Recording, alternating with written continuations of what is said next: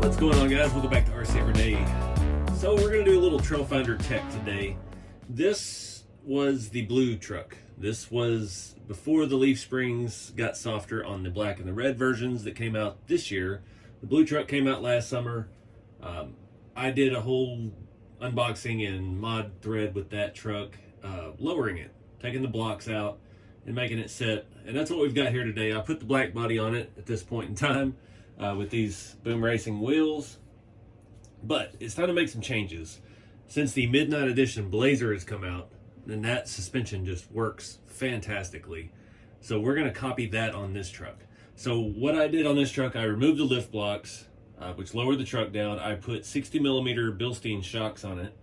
But the only downside with that, it still works pretty good. It feels pretty good. This truck's been driven a little bit. This used to have the light blue, the patina blue body with the wooden stakes and all that stuff on it. That was the one I entered in the build off earlier this year. But it's not as good as that new Blazer is. And I'm thinking we can do the same mods to the Scottsdale longer wheelbase TF2 that was on that. So that new Midnight Edition Blazer has a rear shock hoop that allows you to have more droop, which is what we really need in this, because we're not getting hardly any droop out of this setup. These 60s are just long enough to where they reach to where it is and we get enough up travel, but we're not getting any down travel. And that really prevents the thing from properly crawling. So we're going to reassess this. I do have these off-brand Jalan 2 front shock hoops, and I put these on the Blazer even with the engine bay. This truck does have the scale engine bay. We have to modify these and cut them down. But in order to do that, unfortunately, I don't have any stock shocks that were chrome. I only have the stock shocks that were white that came on this truck. So we're going to be swapping these back on. Now what I've been doing here off camera, I've taken the springs out of this. These come with a spring in them. A lot of the new trucks only have the springs in the front. Some of them don't have it at all. But we're taking those springs out. I've got a bin full of springs over here, and I'm pumping a little actual grease in it. I did try to put shock oil in this, and it just leaks out of the top of the shock under pressure. That the threads, I guess, are just not tight enough. But we just need something in there to create drag. We don't want to really cause pressure. We don't want it to pop back out. We just need it to slow it down a little bit so the leaf springs aren't doing bouncing craziness. So I've got all 4 of those shocks that came off of this truck still. I believe, let me measure real quick. So eyelet to eyelet is about 70mm. The ones on there are 60. So what we need to do is be able to mount this higher up in the body, front and back. And that will give us the droop we need so the truck can set down and still extend up as you're crawling. That's where the 4-link rigs like SCX10s and stuff have an advantage, because they can drop down. You've seen droop style crawlers and comp crawlers and stuff that set all the way down, and that's all they have is droop. People can put the springs in backwards and do stuff like that, and it's a totally different animal. But for this being a scale truck with leaf springs, we just need a little balance. So I've used some of that Udder Butter to put in those shocks, just some kind of grease. White lithium grease works well. This is the first time I've actually tried this. I usually use the white lithium grease. Unfortunately, I do not have the rear shock hoops yet. They were showed in stock, but it's been 2 weeks, and they were just delivered today after hours at my mailbox. So I unfortunately can't get them till Monday. Today's Saturday. So we're going to go ahead and start on the front. Again, to catch you up to speed, this chassis is fully built. It's got a Reef's 422 HD servo. It's got a Fusion Pro. This thing is ready to go. We got brand new tires and wheels on it.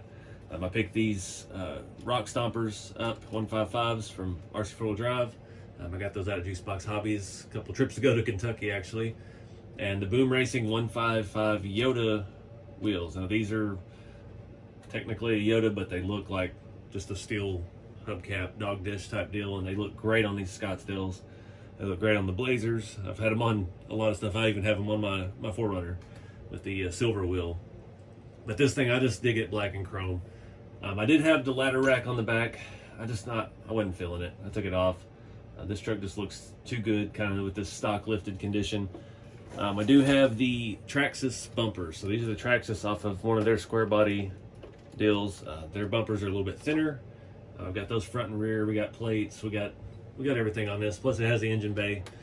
which is the main reason we have to modify the front shock hoops. All my TF2s since 7, 8 years ago when I first started modifying these, I put those Galantu front shock hoops because they are taller. And you have 2 mounting holes for the shocks, and even the lower hole is still a lot higher than the stock TF2. I've got a drawer, I probably have 20 sets of the front TF2 hoops that I've taken off of rigs over the years. But that is the best mod you can do out of the box for this platform. Remove the lift blocks, Galantu hoops, and keep the stock shock. That's the thing we found now with the Blazer. And having that rear shock hoop, I wish I could show you one right now. They'll be here in a little bit for you. There's room under the bed. It should bolt in the same way as it does on the standard length TF2 that the Blazer has, and it gives you a lot of shock mounting options, but it gives you about 10 millimeters of lift for the upper shock mount, and that's going to allow us to use these to allow this thing to droop and dip, squat, whatever you want to call it. So let's get started. First thing we got to do, get the body off, start taking the shocks off. I'm gonna have to take these to the bench grinder and just start knocking the tops off of them, and I'll show you more about that here in a second. All right, so this is DJX brand. They're in the Amazon store. I don't know, I bought them as RC4wd drive, and this is what I've been getting on Amazon, so they're lying, but it's basically the same thing. Bolts in the exact same spots the stock shock tower does. But what we have to do to clear this engine bay is basically take almost all of this reinforcement off of the top. So we got to grind down about 4 millimeters off the top of this thing to make it clear. So I'm gonna put that on the bench grinder and get those knocked down real quick.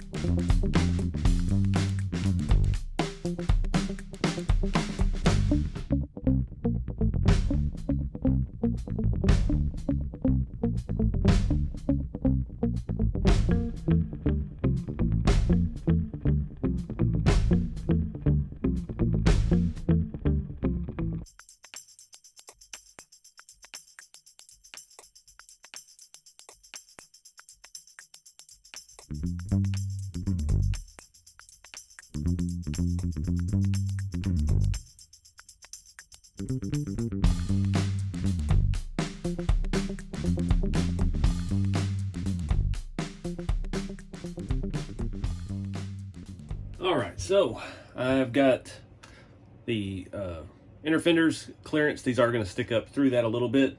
I've got these, I bolted them together so they would be even. Something I did not do on this truck. I figured rather than take these on and off 100 times like I did before, I'll just compare it to this one. I know I needed to go a little further than I did on this truck, but it works just fine. These bodies are... Gotta trim the bumper tabs on these stock Scottsdale bumpers. They stick out a mile. It catches everything. So I'm just gonna compare these to that. Looks pretty close. I'd like to go a little flatter. So it says I kept a nice radius to it. I need to knock that middle down just a little bit more. I know this one was pretty close, and I did a little more on the front. I don't remember if that was intentional or not. Looking on the inside, you can't really tell where they're touching or anything.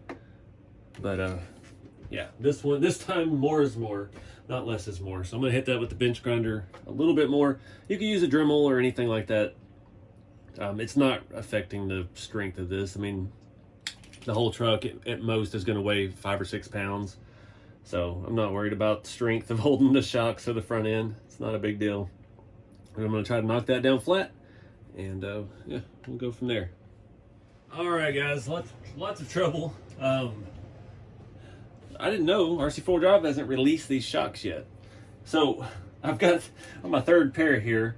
These are the ones that came stock on the white extra cab RTR. These are the new. They have the nitrite coated X2 stuff. They've got this different end on them. But these are 90s and 70s. And I was just looking at the Blazer. I went to the RC4 Drive website. It has the same shocks in polished or whatever, chrome. And they're all 80s all the way around. So that's why that one works so well. All I have are 70s and 90s and 50s and 60s. So we're... All right, guys, back on the Scottsdale. A couple days have passed. Actually, quite a few have passed. So I'm not even sure where we left off, but I've got some information. So shout out to my buddy Chris at the Scale Shop on Instagram. We've been talking about this setup for a little bit. He was setting up his black Scottsdale, and he took my advice. He used the stock shocks, and he added the hoops on the back, and his truck is looking phenomenal. He's got 155s on it. It's a smaller tire, it's sitting low, it's flexing out. So I did get in contact with RC4wd Drive. The new X-Ring Tech shocks are not out yet. They come on the RTRs. They're on the Midnight Blazer. They're on the white Toyota Extra Cab. And yeah, they're great shocks. They've not leaked. They're phenomenal. And I need 4 polished 90mm ones for this. But it's going to be a little bit on that. I think they said yellow's coming out first, and then the silver ones and stuff like that. So I'm going to do what Chris did, and we're going to go back to the stock kit shocks. These are 80mm. Remember, this truck was the original blue one I did last year when it first came out. We lowered it, and I put 60s all the way around, and it had no up travel, but it had a lot of up travel, but no down travel. It wouldn't give you any droop. And after doing that Midnight Blazer, it works phenomenally. It's got 90mm X-Ring shocks all the way around, and that's what I want to do to this. So we do have options to make that work on this with these stock shocks. In the meantime, it's going to be better than what we had. You can see on the rear here, and there's absolutely no droop. The shock is maxed out at that point. So that's not what you want. You want it to be able to go up and down, flex out. When one side goes up, the other one can extend down. And, you know, it's just regular crawler stuff, but it's not something you usually get on a leaf spring truck. So that's what we're trying to do here, is make these TF2s have as much up travel as they do down travel with the shock. So this is going to be a step in the right direction. We've got the hoops already modified on here. We're going to mount the stock shocks in the lower hole on the front instead of the upper hole. And then we're going to put the brackets on the back, and we're going to mount those shocks in the top hole on the rear axle. So you've got 2 holes on those rear K44s. We're going to mount it up there, and it'll work pretty much the same. The shock body is the only limiting factor as far as how much up travel we got. The 90s being a little bit longer. Once we put those on, we can leave everything at top the same, and we can move it down to the bottom mount on the rear axle. And that will give us way more range of motion. Once we get the front shocks on, the new ones, when they come in, we can move it up to this upper hole. We'll have even more up travel with the suspension. So we've got it all figured out. I know exactly what I need. You see these stock shocks here. I did put oil in them the other day, and they've all leaked out. So far, none of the X-Ring shocks have leaked. It's a very good design. It's got a different end, a different coating on the shaft, and I gotta find a towel to wipe this off before I get shock oil all over my face. So in the meantime, this is what we're going to do. It's a step in the right direction. I wanted to show you the whole thing from start to finish with the new shocks, but we've got to wait. We're ahead of the curve, I guess. RC4wd Drive is working feverishly to get those out because they've been on the RTR trucks for a couple months now, and I can attest they are definitely an improvement, and we may be upgrading other trucks with those as well when the time comes, because they are just a better shock all around, and they still look scale. That's the thing. I don't want to put... they have some King shocks that are out now that have that X-Ring tech. They were actually the first ones to have it, but I don't want to put that style on a leaf spring truck. We don't need a coilover. I don't want the blue and the shiny. Yeah, that's not what we're after. We want it to look stockish and perform not stockish. So I'm going to get to work on this. I'm going to do this all in high speed because it's hot and I need to open the door, turn on the air conditioner. We're going to put the 80s back on, lower hole on the top here, upper hole on the rear with the new hoop on from the Midnight Blazer on the back of this, and get this truck all buttoned back up and rock and roll.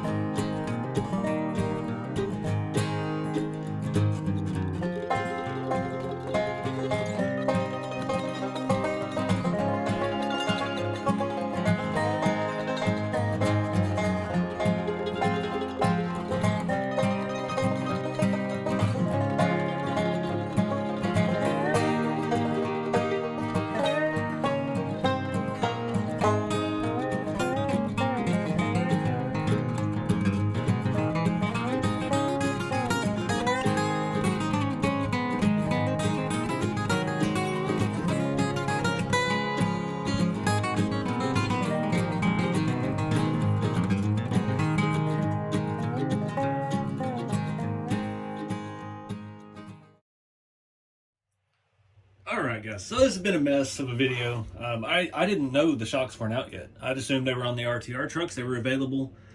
When I ordered the hoops, I went and looked and I couldn't. Now we could do the same exact setup with 90mm shocks that we have already. I actually don't have any. I have 80s and 100s and 70s and 80s in every color. So 90s are the key to this. That's the thing, and I'm not going to spend the money for a 90mm shock unless I'm going to get the new ones with the X-Ring tech. They are phenomenal, not leaking. I've had great success on the rigs I've got them on, so I'm definitely going to do this. This is going to be my cut and paste process for a lot of my TF2s. We're going to do the other square body eventually, and trying to look at what else. I don't know about the older ones. It might be worth a shot.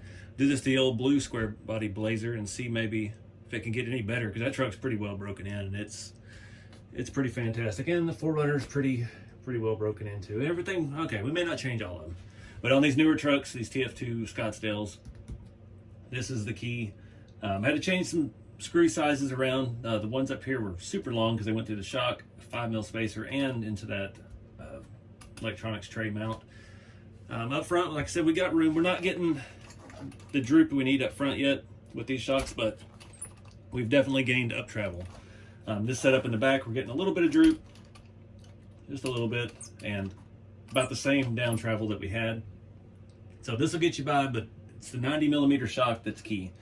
So like I said, up front, we only have one shock mount on the front axle, so we can move up to the upper mount on these Galan 2 hoops. Again, these were, I sell them on Amazon as RC4wd drive Galan hoops, but they come in with this DJX brand. But they're available on Amazon. With the engine bay in your Scottsdale, you do have to trim those down, file them down, get rid of about 4 or 5mm of space there. And the rear, these are actually RC4wd drive body mounts and shock towers for Chevy Blazer, part number Z-S0119. These come with your square body mounts for the square body, which is kind of funny when you think about it. Can't have too many of those because I use these on the shop truck kits as well, so definitely hang on to that. And that gets your shock up in a much better position away from the chassis. So all we got to do when we get the 90mm shock is we're just going to bolt it in and move that back down to the bottom, and that's going to give us such a range of motion. It's going to be fantastic, just like that Blazer is. So we'll throw the body back on. I think off camera, I don't know what I was thinking the day I put this motor in here. I'm going to pull all this out and wrap it up nice and tidy with my cloth tape, and clean up this chassis a little bit because that looks kind of janky. I don't know why I did that. Just wanted to show you that cloth tape is fantastic. I went from having 3 zip ties through here to 1. It locked everything in nice and tight. I don't know why I didn't do it in the first place. I've done that on all the other ones. Alright guys, that's going to wrap it up for this TF2 Tech video. I wish we could have got it all done, but got to be patient. We're getting ahead of the curve here with parts and things. I'm going to be the shock salesman of the month for RC4wd drive with these new ones because I'm absolutely digging them. And I can't wait to get them on these other rigs. Still absolutely digging this truck. I have not got to really drive this yet. We drove it after the unboxing last year with the other suspension setup. Now it's got the black body and these wheels and tires. These are my favorite square body tire, the Rock Stompers, and the Boom Racing 155 Yoda wheels, but they sure do look like square body hubcaps too, or Dodge. They're just kind of a generic hubcap wheel, which is nice to have. So anyways, I haven't even got any miles on these tires, but we're gonna get this thing out and it is gonna see some use. I'm gonna try not to scratch it up like I have the Midnight Edition. The Midnight Edition I went full crawler on, I don't have anywhere to crawl, so I was crawling at the hobby shop, and yeah, it's a little more aggressive of a course, so that truck's got some wear and tear. This one we're going to try to take a little better care of, but I still want to get it out, still want to use it. It's going to be phenomenal to drive with that servo and that Fusion Pro in it. It's just overkill as can be. But anyways guys, I appreciate you watching. Get out there and have some fun with the hobby. Keep it scaling. I'll see you next time.